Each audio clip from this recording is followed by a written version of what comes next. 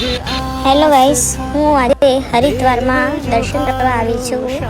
હરિદ્વારમાં આપણું એક જૈન તીર્થ પુલ નીચે બહુ સુંદર બનાવેલું છે. ઋષિકેશ જતા રોડ પર આવેલું છે, એટલે હરિદ્વારથી ઋષિકેશ જતા રોડ પર આવેલું છે.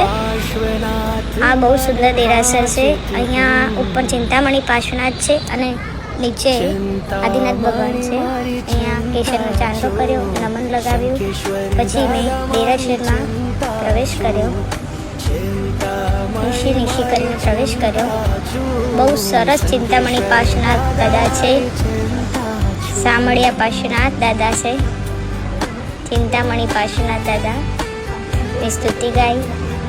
પછી મેં ધૂપ કર્યું. ધૂપ અહીંયા હતું નહીં, પછી મેં નવું ધૂપ કર્યું.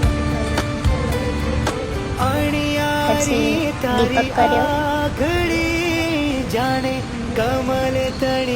દીપક બાદ મેં ચાવર લઈને ભગવાન સાથે થોડી રમી. તેથી ભગવાન તારા સામે આજીવન નાચે કે ભવ ભવ નાચું, પણ મને દુનિયાની સાથે ના નચાવતો, કોઈના સામે હું ના નાચું. આજે આદિનાથ દાદા નીચે ભૈરામાં હું સરસ આદિનાથ દાદા મારા ફેવરેટ છે. એમના જોડે નાચતી રમતી ગઈ.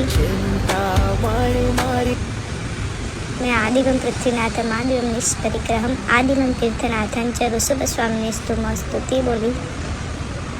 दर्शन करी, चैतन्यन કરી. પછી નીચે ઉતરી.